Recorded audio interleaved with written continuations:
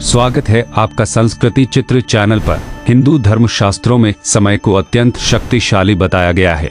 समय का पहिया ही है जो मनुष्य को सुख दुख, लाभ हानि और जीवन मृत्यु से परिचित करवाता है। आपने देखा होगा कि जब समय का चक्र परिवर्तित होता है तो वह राजा को रंक और रंक को राजा बना देता है। ऐसा माना जाता है कि समय के कारण मनुष्य के जीवन में खुशियां भी आती हैं और कभी कभी कष्ट भी बढ़ते हैं। लेकिन क्या आपने कभी सोचा है कि आपके जीवन में आने वाले शुभ समय का पता पहले से कैसे लगाया जा सकता है? इसका उत्तर स्वयं भगवान श्री कृष्ण ने अर्जुन को दिया था। एक बार देवर्षि नारद भगवान श्री कृष्ण से मिलने द्वारका पधारे। उन्होंने भगवान से पूछा, हे प्रभु, कोई भी मनुष्य अपने जीवन में आने वाले समय के बारे में पहले से ही कैसे जान सकता है? तब भगवान श्री कृष्ण ने बताया कि समय परिवर्तित होने से पहले कुछ संकेत पशु पक्षियों, छोटे बच्चों और अपने भक्तों द्वारा पहुंचाता है, लेकिन अज्ञानी मनुष्य उन्हें समझ नहीं पाते। पहला संकेत यह है कि जब किसी मनुष्य की आंखें ब्रह्म मुहूर्त में अक्सर स्वयं खुल जाएं और उसे बिना किसी प्रयास के ईश्वर का स्मरण होने लगे, उसे ऐसा प्रतीत हो कि कोई अदृश्य शक्ति उसे किसी विशेष दिशा की ओर प्रेरित कर रही है, उसे पुकार रही है, तो ऐसे मनुष्य को समझ लेना चाहिए कि आने वाले समय में उसके द्वारा कोई बड़ा और शुभ कार्य होने वाला है। उससे सफलता की नई राहें मिलेंगी और स्वयं ईश्वर उस कार्य में उसकी सहायता करेंगे। यह ईश्वरीय संकेत है जो शुभता का आगमन दर्शाता है। दूसरा संकेत यह है कि जब कोई मनुष्य बिना किसी कारण के मन से प्रसन्न रहने लगे, उसके चेहरे पर सदैव एक हल्की मुस्कान बनी रहे और वह अपने क्रोध पर विजय प्राप्त कर ले, यह समझ लेना चाहिए कि उसके जीवन में खुशियों की वर्षा होने वाली है।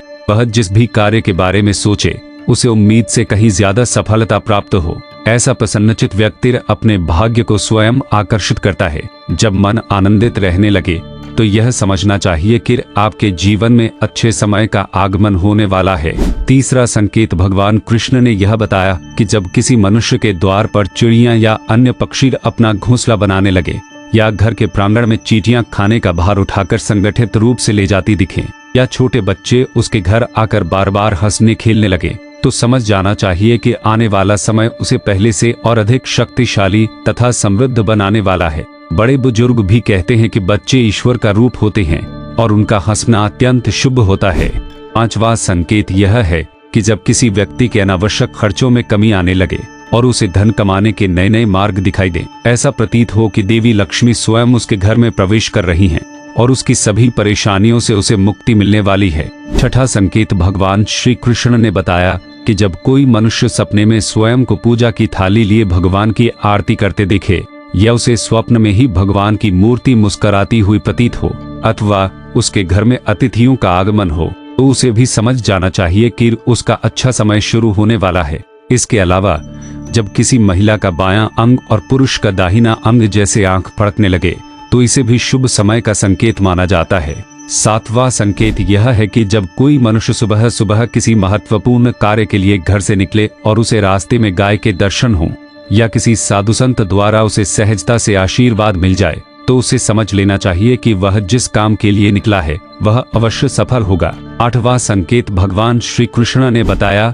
कि जब किसी मनुष्य को अचानक दूध का पात्र पूरा भरा हुआ मिले, या उसे कोई अन्य शुभ वस्तु अप्रत्याशित रूप से प्राप्त हो, तो उसे समझ लेना चाहिए कि उसके भाग्य के द्वार खुलने वाले हैं। तो इन 8 संकेतों को पहचानकर मनुष्य अपने जीवन में आने वाले शुभ समय को पहले से ही जान सकता है और उसके लिए तैयार हो सकता है। अगर आपको यह कथा पसंद आई तो चैनल संस्कृति चित्र को जरूर सब्सक्राइब करें और बेल आइकन दबाएं।